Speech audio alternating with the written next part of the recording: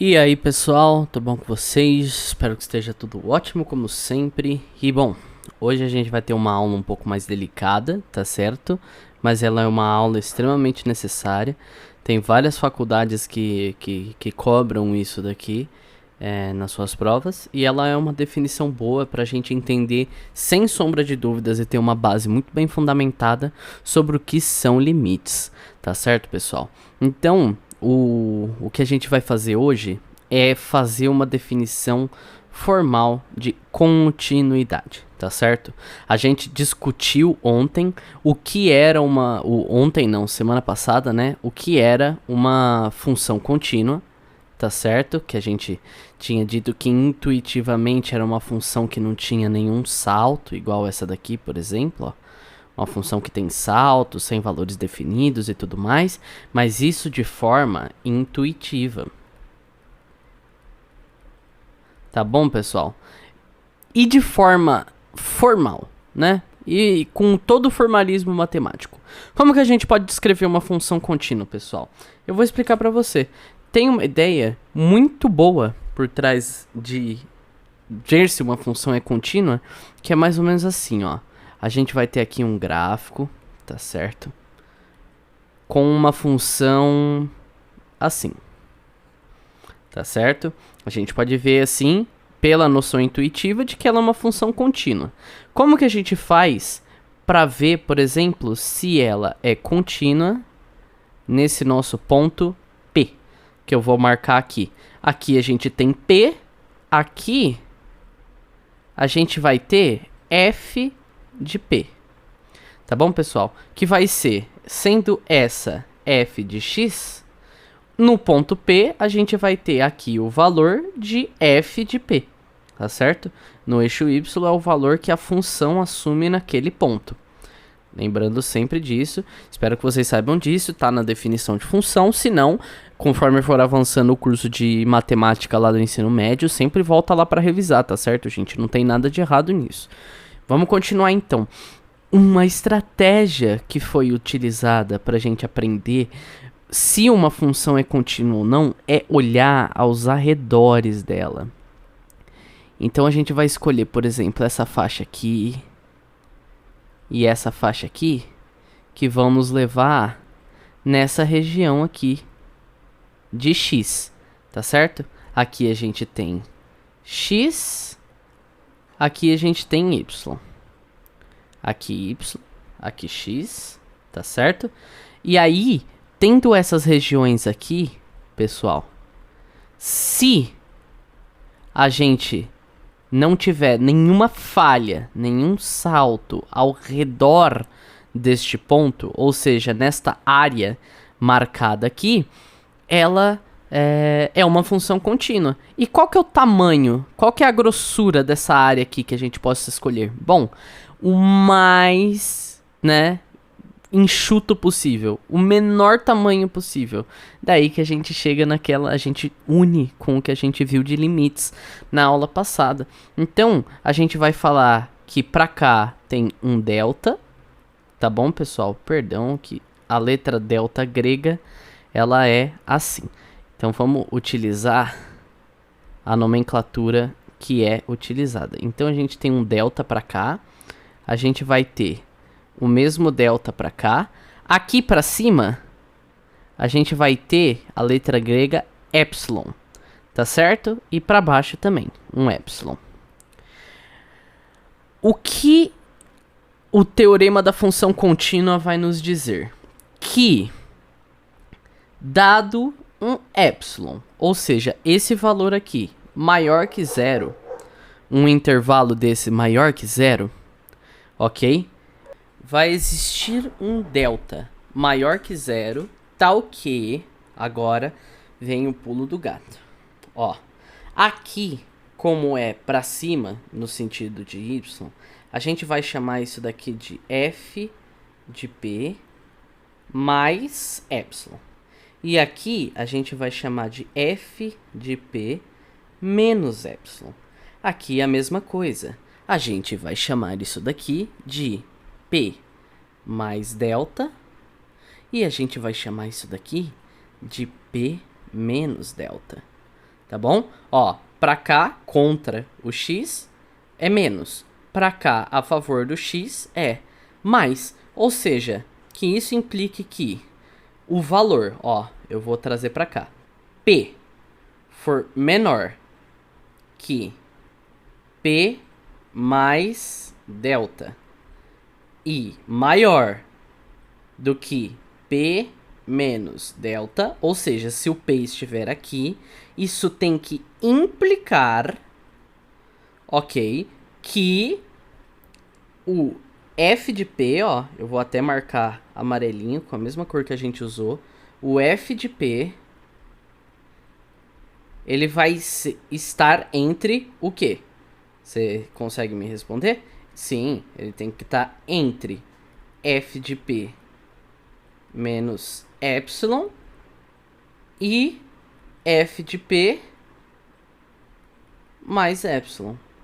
Gente, isso daqui é a definição de uma função contínua.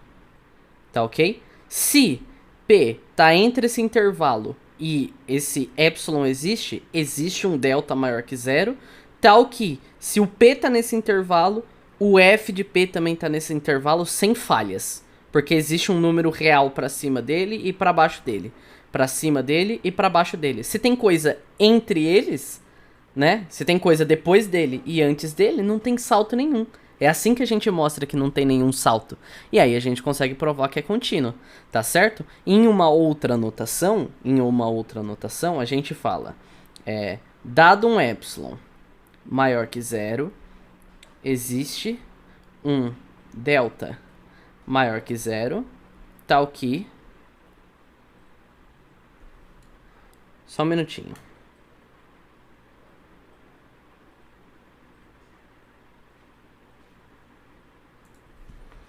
Aqui, pessoal.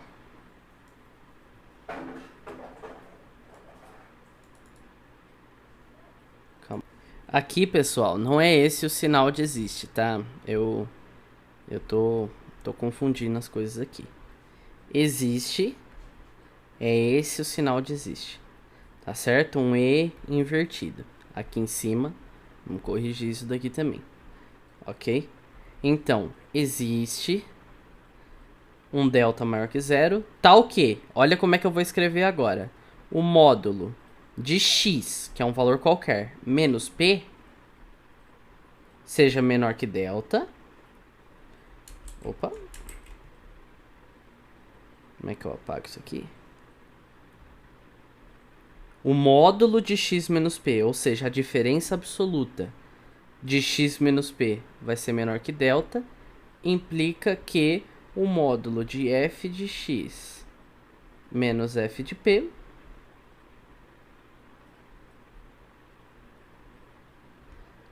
deixa eu apagar isso daqui também, porque ficou uma bosta. F de x menos f de p é menor que epsilon.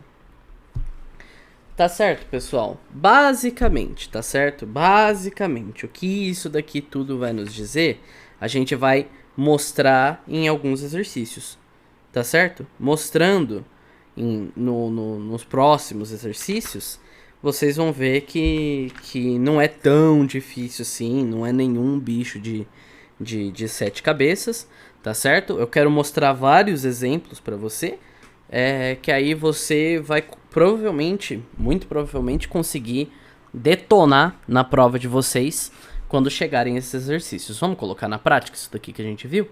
Então vamos lá. Vamos lá. Vamos provar que 2x mais 1, né, é igual a f de x, essa é a nossa função. 2x mais 1, que ela é a reta, né, de inclinação de 2 aqui, deslocado em 1, tá certo? Então vamos provar que essa reta aqui, ela é contínua.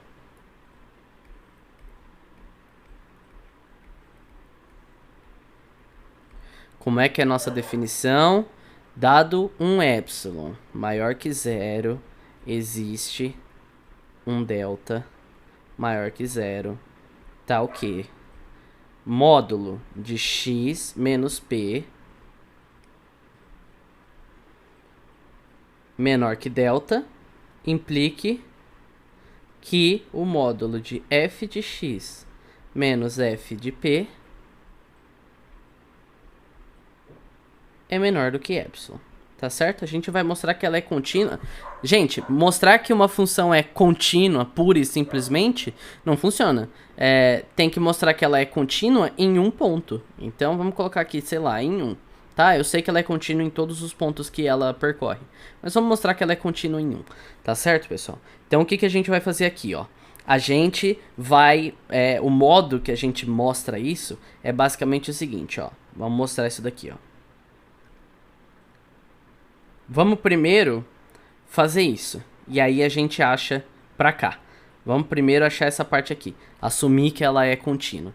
Tá certo? Então, f de x é f de x. Isso não muda. Tá certo, pessoal?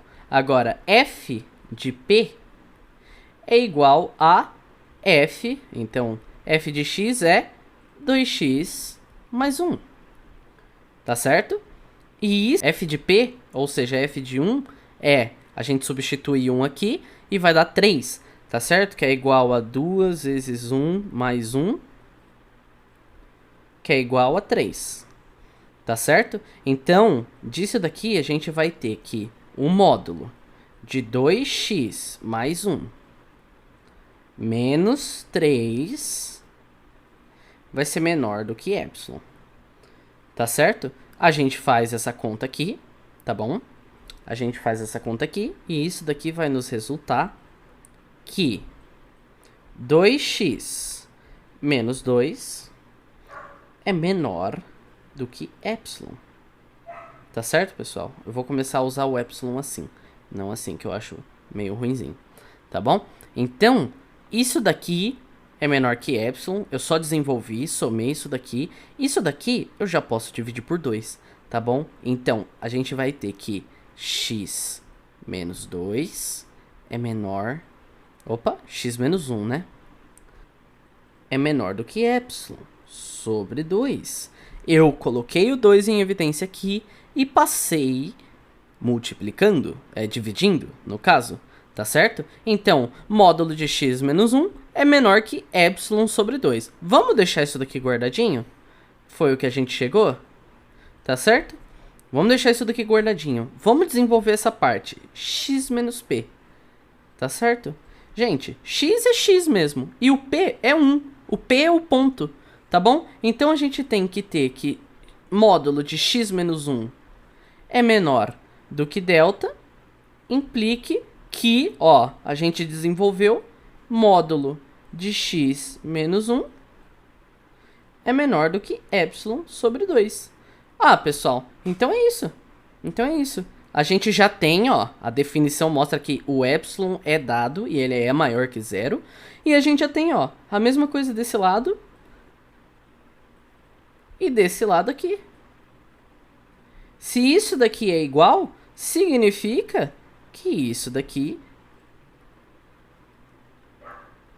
tem que ser igual também, para isso ser uma implicância legal, tá bom? Então, se a gente fizer que o nosso delta é igual a epsilon sobre 2 e o epsilon é maior que 0, um número maior que 0 qualquer, pronto, achamos. Isso daqui vai ser menor do que epsilon sobre 2. Isso daqui vai ser menor do que epsilon sobre 2. E nesse intervalo a função está provada.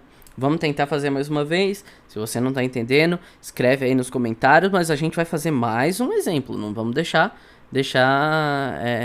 por isso não. Vamos lá, mais um exemplo. Tá certo? Vamos provar.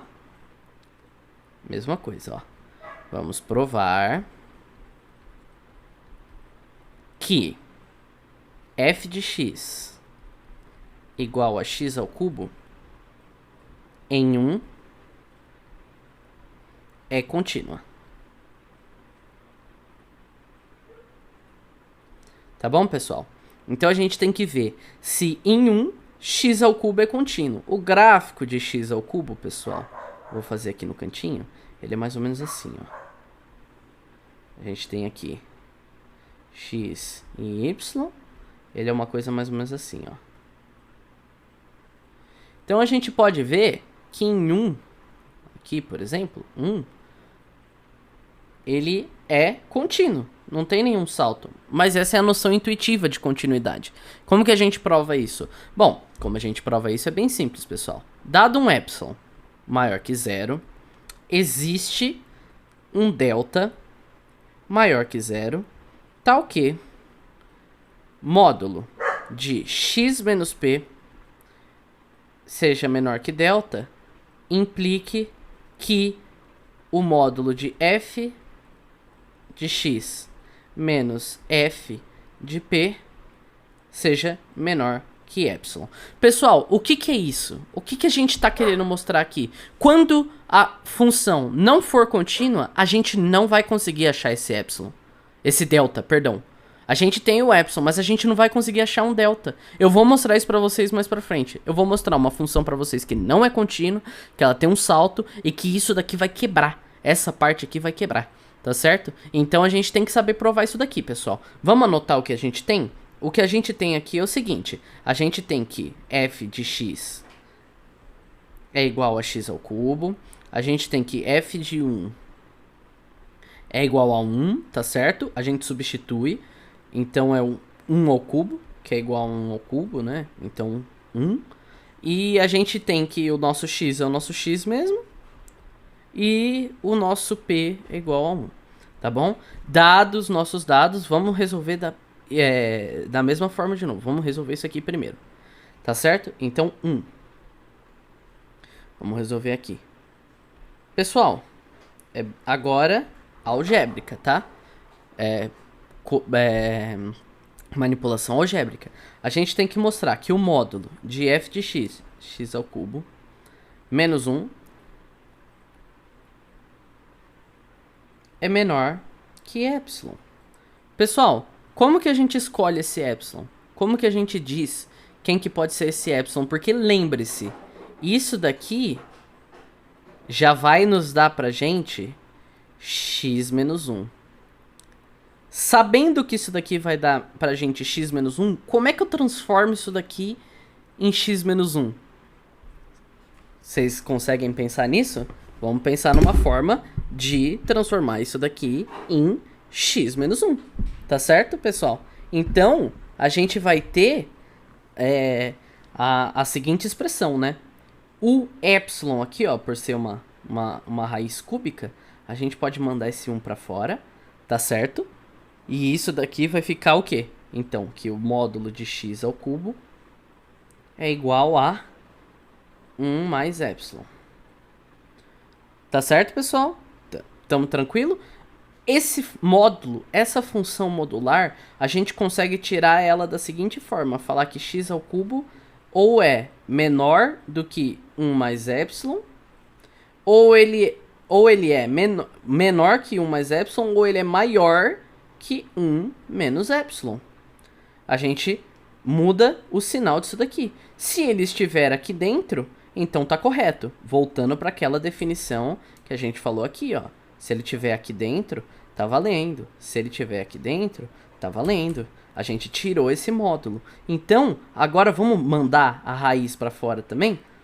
X, a gente pode dizer que é igual a raiz menor do que raiz cúbica de 1 mais epsilon e maior do que raiz cúbica de 1 menos epsilon.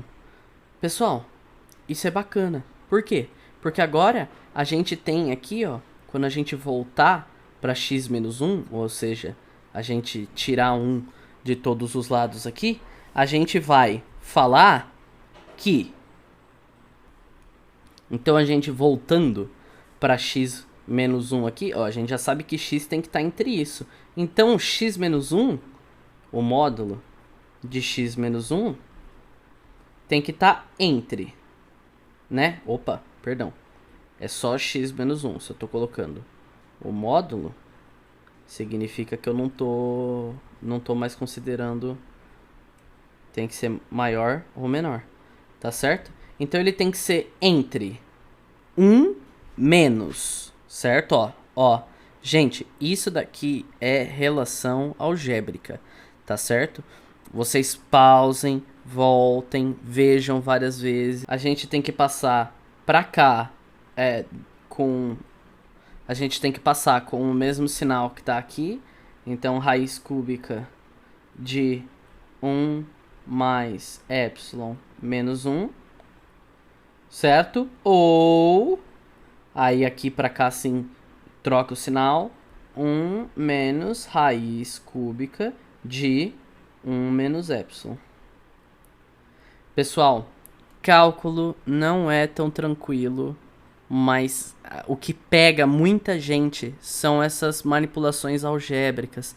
Então revê, com calma. Não vê uma vez e fala, puta, não entendi, acabou minha vida, destruída. Não.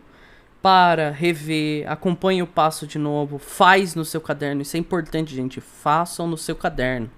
É importante vocês replicarem isso daqui para vocês sentirem confiança no que vocês estão fazendo. Porque agora que a gente encontrou isso daqui, a gente achou o nosso valor de delta. Olha que legal, porque a gente tinha isso daqui, ó, x menos 1. Então, se a gente adotar um delta como qualquer um, o mínimo, eu não sei quanto é que é. A gente tem que sempre escolher o mínimo entre eles. Então, o nosso delta, vamos deixar aqui, existe essa função na matemática, tá? Você pode deixar isso explicitado. Ele vai ser igual ao mínimo de 1 menos raiz cúbica de 1 menos epsilon e raiz cúbica de 1 mais epsilon menos 1. Escolhe um epsilon qualquer que você quiser, qualquer um. Substitui aqui, tá certo? Escolhe o mínimo deles e atribui pro delta. Atribuiu pro delta, a gente viu que existe um epsilon maior que zero. Existe esse delta maior que zero. Ele vai ser em função de epsilon e tudo bem, tá certo? Ser em função de epsilon é até bom, porque aí o epsilon pode subir o quanto quiser, que aí o delta sobe junto. E a gente achou esses valores. Querem ver uma função em que isso não acontece, por exemplo? Vamos lá. Pessoal, aqui nesse ponto eu já tinha percebido que a aula estava um pouquinho longa, então a gente vai deixar para a semana que vem continuar com esse exemplo de que a gente não vai conseguir achar um delta maior que zero para qualquer epsilon maior que zero, tá certo? Espero que vocês tenham gostado, deixa o seu like, se inscreve aí e a gente se vê na próxima aula. Valeu, tchau, tchau!